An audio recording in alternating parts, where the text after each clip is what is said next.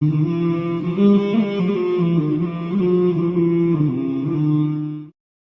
اللہ الرحمن الرحیم۔ امام بخاری رحمۃ اللہ علیہ صحیح البخاری میں حضرت عبداللہ ابن عمر رضی اللہ تعالیٰ عنہ کے حوالے سے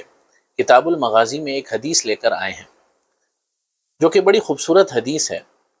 اور یہ حدیث در حقیقت ایک واقعہ ہے، ایک مکالمہ ہے، ایک کنورسیشن ہے، جو کہ حضرت عمر رضی اللہ تعالیٰ عنہ اور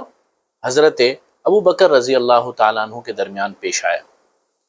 اس مکالمے میں، اس کنورسیشن میں ہمارے لیے بڑے سبق ہیں اور بڑی رہنمائی ہے، جسے میں آخر میں عرض کروں گا، لیکن اس سے پہلے ہمیں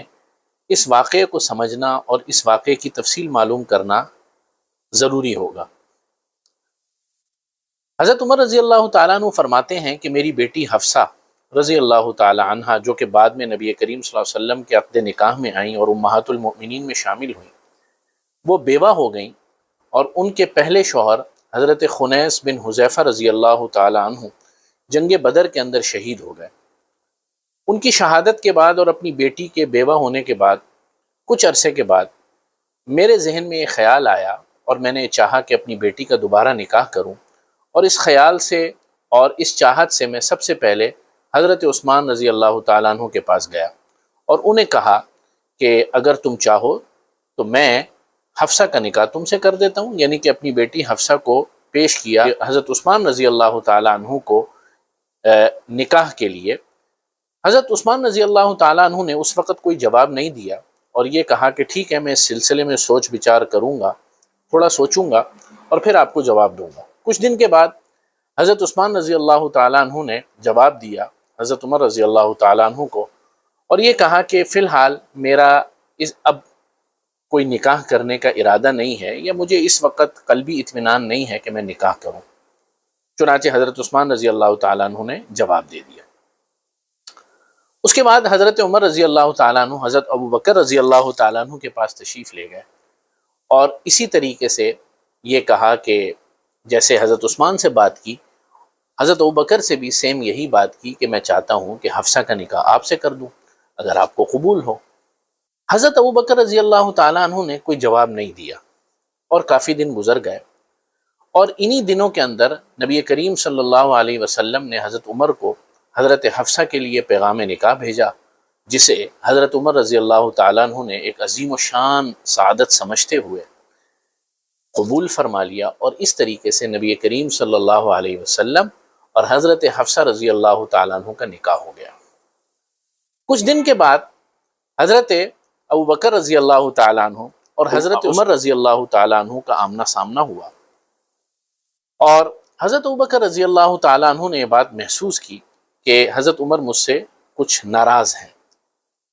امام بخاری رحمۃ اللہ علیہ نے جو الفاظ نقل کیے ہیں حضرت ابو بکر کے، وہ کچھ اس طرح ہیں کہ حضرت ابو بکر نے کہا لعلک وجدت علی حین عرضت علی حفصہ رضی اللہ تعالی عنہ، کہ مجھے لگتا ہے کہ آپ کے دل میں کوئی میرے لیے بات ہے اس وقت کے بعد سے، یعنی اس واقعے کے بعد سے کہ جب آپ نے حفصہ کو میرے لیے پیش کیا، فلم ارجع الیک، اور میں نے آپ کو اب تک کوئی جواب نہیں دیا۔ تو حضرت عمر رضی اللہ تعالیٰ عنہ نے کہا جی بالکل، میرے دل میں یہ ملال ہے اور یہ دکھ ہے، یا یہ میرے دل میں بات ہے کہ میں نے آپ کو پیغام نکاح دی اپنی بیٹی کے لیے، اور آپ نے کوئی جواب بھی نہیں دیا مجھے۔ حضرت ابو بکر رضی اللہ تعالیٰ عنہ نے جواب دیا کہ در حقیقت میں نے محسوس کیا تھا کہ نبی کریم صلی اللہ علیہ وسلم آپ کی بیٹی حفصہ میں کچھ دلچسپی رکھتے ہیں نکاح کے سلسلے میں، اس لیے میں نے نکاح کو تو اس لیے قبول نہیں کیا، اور جواب اس لیے نہیں دیا کہ نبی کریم صلی اللہ علیہ وسلم کا یہ راز افشا نہ ہو جائے، اس لیے میں خاموش رہا، اور اگر نبی کریم صلی اللہ علیہ وسلم منع فرما دیتے یا حضور کا رجحان حضرت حفصہ سے نکاح کا نہیں ہوتا تو میں بالکل حفصہ کو اپنے نکاح کے لیے قبول فرما لیتا۔ یہ واقعہ ہے، خوبصورت واقعہ ہے، اس میں ہمارے لیے بڑے پیغام، بڑی رہنمائی اور بہت سارے سبق ہیں۔ اس میں سب سے پہلا سبق تو یہ ہے، جو کہ ہمارے معاشرے کا ایک ناسور بن چکا ہے، ایک روایت ہے کہ ہمارے معاشرے میں یہ ضروری سمجھا جاتا ہے کہ ہمیشہ لڑکے والے ہی لڑکی کا پیغام لے کر جائیں، چنانچہ لڑکی والے اگر خود پیغام نکاح لے کر جائیں تو اس کو ایک عار، ایک شرمندگی اور ایک بے شرمی یا بے حیائی کا ایک کام تصور کیا جاتا ہے، جو کہ بالکل بھی نہیں ہے، نہ دین میں، نہ شریعت میں، نہ صحابہ کی زندگی میں۔ آپ دیکھیں کہ کیسے حضرت عمر رضی اللہ تعالیٰ عنہ خود اپنی بیٹی کا رشتہ لے کر پہلے حضرت عثمان کے پاس گئے اور پھر حضرت ابوبکر رضی اللہ تعالیٰ عنہ کے پاس گئے۔ اس سے معلوم ہوا کہ دور صحابہ میں اور جب نبی کریم صلی اللہ علیہ وسلم حیات تھے، حیات نبوی میں، صحابہ میں، امت کے وہ طبقہ جو کہ سب سے اولین طبقہ ہے، سب سے مبارک طبقہ ہے، اس کے اندر اس سلسلے میں کہ پیغام نکاح کے سلسلے میں کوئی بائنڈنگ نہیں تھی، کوئی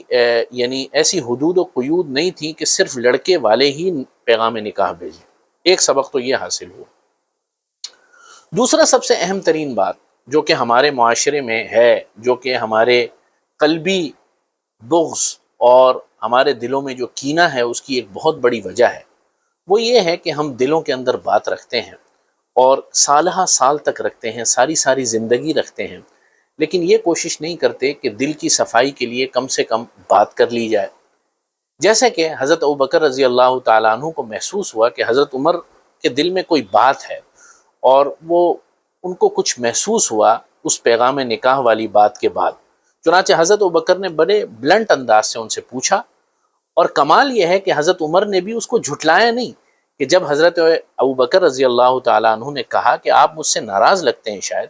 تو حضرت عمر نے یہ نہیں کہا، منافقت سے کام نہیں لیا کہ نہیں میں ناراض نہیں ہوں، بلکہ حضرت عمر نے بڑے بلنٹ انداز سے، بڑے واضح انداز میں کہا کہ بالکل میں آپ سے ناراض ہوں، اور مجھے بات بڑی بری لگی کہ آپ نے پیغام نکاح کا کوئی جواب نہیں دیا۔ میں نے اپنی بیٹی کو آپ کے لیے پیش کیا نکاح کے سلسلے میں، لیکن آپ نے کوئی جواب ہی نہیں دیا۔ اور پھر حضرت ابوبکر رضی اللہ تعالیٰ عنہ نے اس کی وجہ بیان فرمائی کہ میں نے کیوں آپ کی بیٹی کے یعنی حضرت حفصہ کے پیغام نکاح کا جواب نہیں دیا۔ چنانچہ صحابہ کی یہ زندگی کیسی خوبصورت زندگی ہے، کیسی بے تکلف زندگی ہے، کیسی منافقت سے پاک زندگی ہے کہ دل بالکل شیشے کی طرح دھلے ہوئے ہیں، دل بالکل صاف ہیں،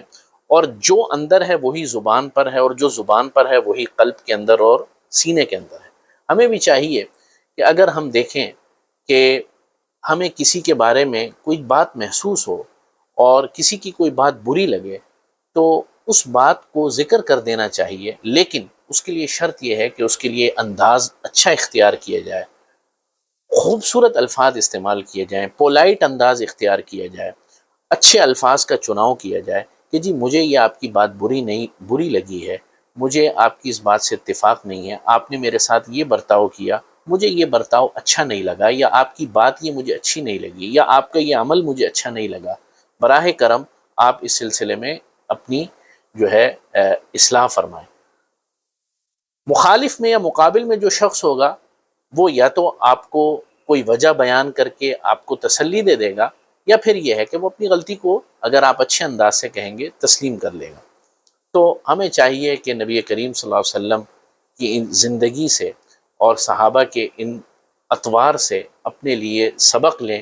اور امت کے اندر ان سبق کو اور ان چیزوں کو عام کریں، اور ان معاشرتی برائیوں کو ختم کریں، اور یہ جو معاشرتی نارمز اور معاشرتی پرنسپلز جو ہمیں صحابہ کی اور حضور کی زندگی سے ملتے ہیں ان کو ہم اپنائیں۔ وآخر دعوانا ان الحمد للہ رب العالمین۔